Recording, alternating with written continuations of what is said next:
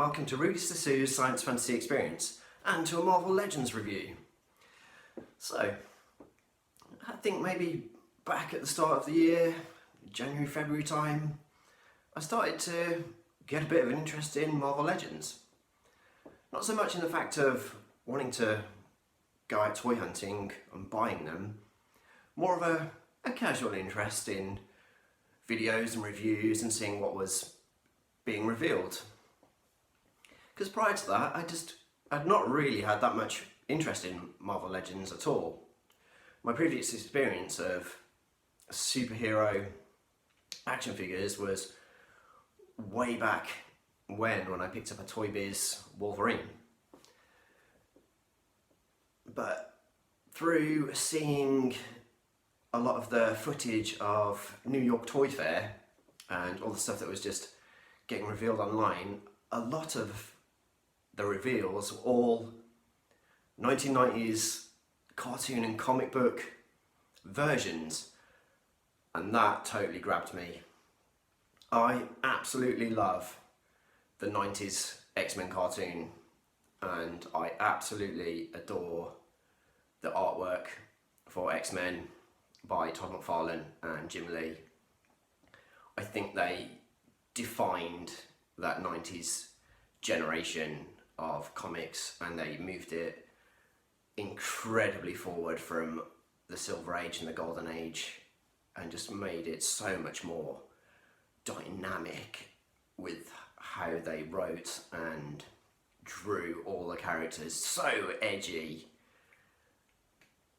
And to find out that characters that I know and love were getting toy representations, I couldn't have been happier. And as the months progressed, just more and more got revealed and certain waves got released. So I started to see, Gambit, Beast, Forge, Jubilee, Weapon X, and I just thought, God, I think I've got to get one.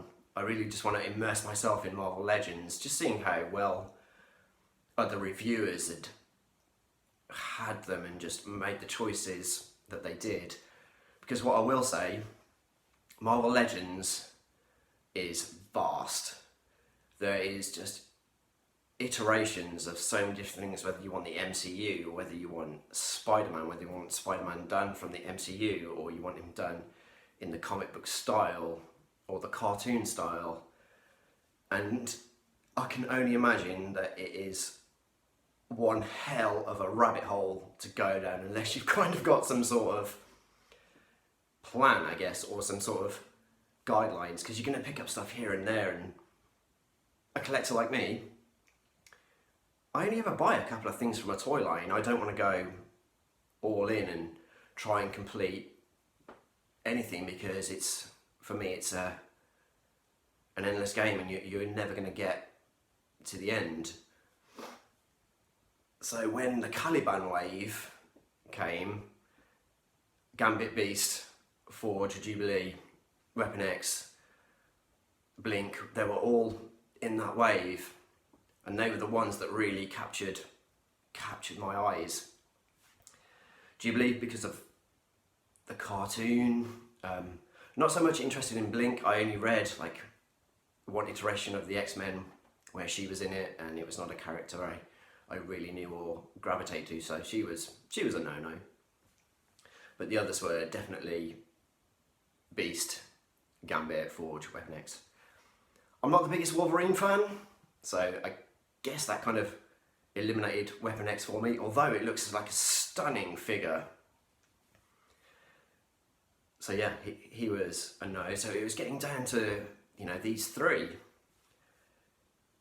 The body on Beast looks phenomenal, but the head sculpt, absolute disinterest. It's just not the Beast that I would want. I like soft, cuddly Beast from the cartoon, just the lovable, intellectual, softly spoken beast that, you know, I loved from the cartoon, and that angry face was just not one for me. So again, that was him out. So I'm down to Gambit and Forge. Gambit was a real decision to make because he comes with incredible translucent plastic accessories, and that can be an absolute game changer for me. Accessories with an action figure for sure. But I think I knew deep down that it was always going to be Forge. I absolutely love Forge. I love the versions we got in the cartoon for sure, because we got a couple of different versions throughout the, you know, 4 or 5 seasons that happened. You get Forge from the future with his white streaks in his hair, where he's there with Bishop and an older Wolverine, and then subsequently after the plague, you get to see the adamantium skeleton when they're reverted back to the future. And you also get the Forge that I know and love is the government team leader of X Factor. When I saw the cartoon and I saw Forge, I was just like, I need to go and read a bit more X-Men comics, and I subsequently found X Factor, and I was absolutely enthralled by that 90s run of X Factor. I didn't go back to 1980s X Factor, that didn't interest me. It was more when John Francis Moore took over as writer and Jeff Matsuda did the artwork, because his artwork is incredible. It's so pointy, and again, just like his predecessors like Todd McFarlane and Jim Lee, it just, the dynamicism of those comics and the way that they look and the storytelling is just, it's absolutely phenomenal. And I love all the characters in X Factor, you know, Havoc, Cyclops' brother, and Polaris, Strongman, and the fact that they made Forge the actual team leader. It just brought it all together, and I just had to go for this guy. So yeah, that's why I chose Forge.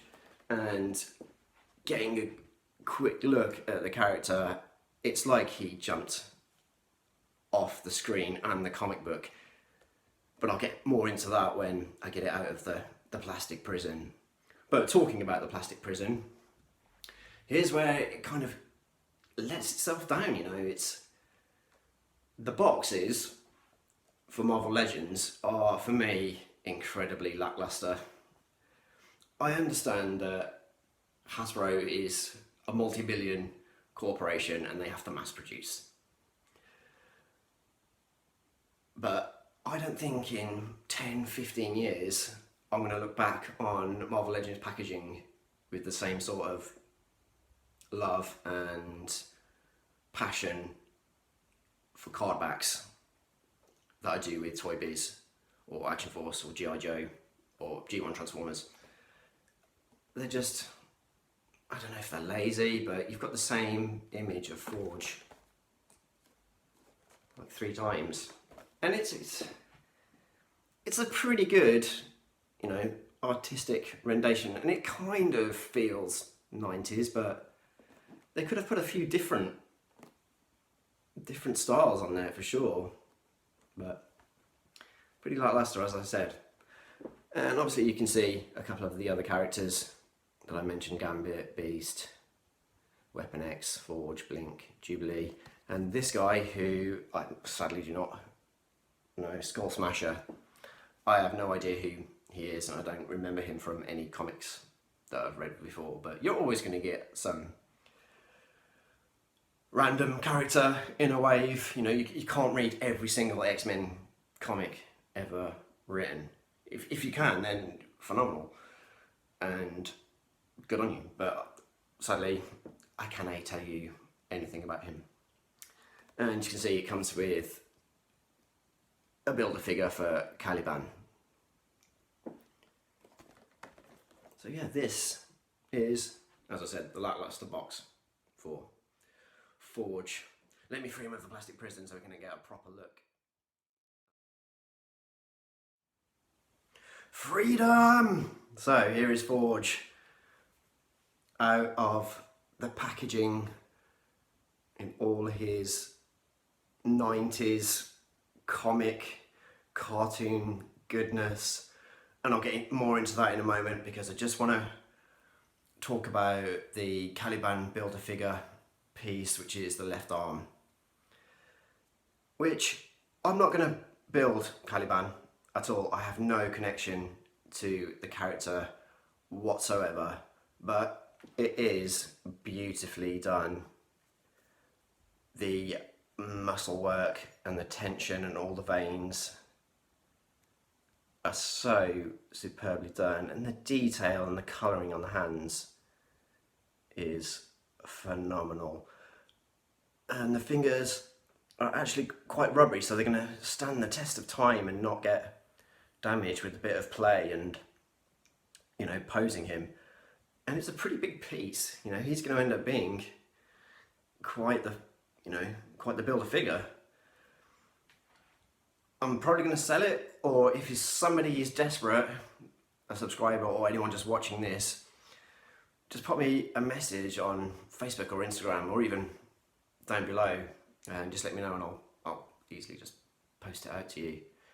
Sharing is caring.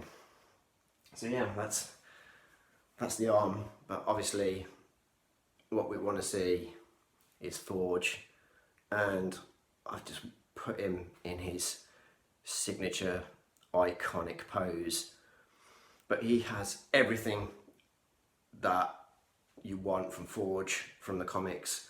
Being a Native American, he has his feathered boots, which are rubbery plastic and not actually attached, so you can place them wherever you see fit. He has his gun holster, his standard huge rifle,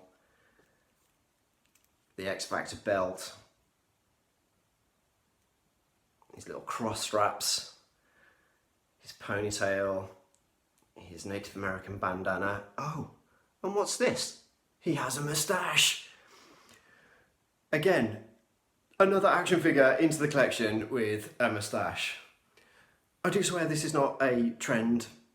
It just happens by coincidence. I know I'm not building a collection of moustached action figures. It just keeps happening. But yeah, he's kind of got this ultimate blend of what you see on the screen and the comic.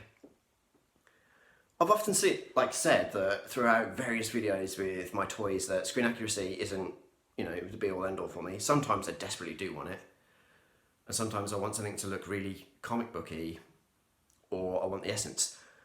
This is like this wonderful blend of both, if that's even a thing. And if I move him out of the way, as you can see, he's got an awesome ab crunch. His cybernetic limb shines so brightly.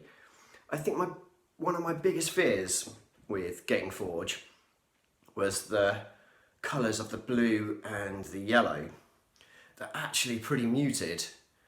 I didn't want them overly day glow, too overpronounced. Yes, very much the comic was that brightness, but as I said with the comics, it was just that little bit more muted, so I'm happy to know that it's more of a softer orangey yellow and doesn't overly glare. With the hairpiece, again, it's that rubbery plastic, so I just know it's not going to crumble or get snapped off. And the same with his bandana. Again, I could mould it into, you know, something a little bit more, so it does blow in the wind.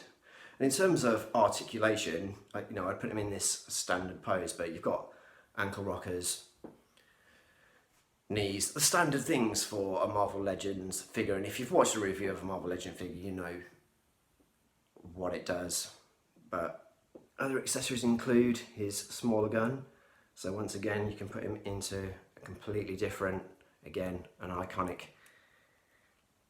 Forge pose. If I just pop his rifle into his other hand, and again with the The fingers have got the trigger pose.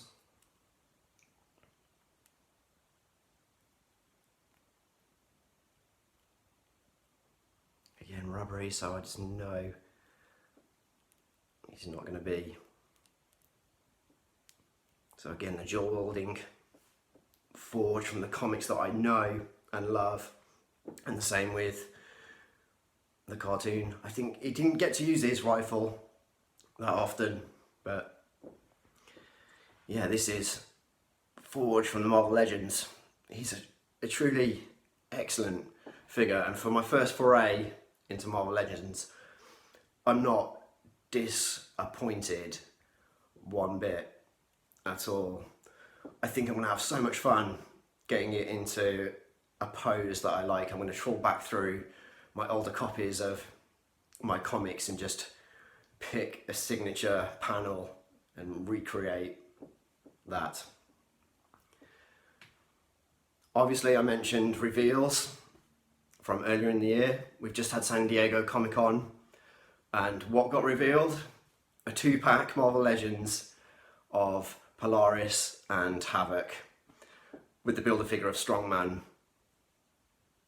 I've definitely got to go for that. I'm not a completionist. I always say I'm just not out to complete, but that pack gets me, you know, a lot of the way to creating a little ensemble of X Factor.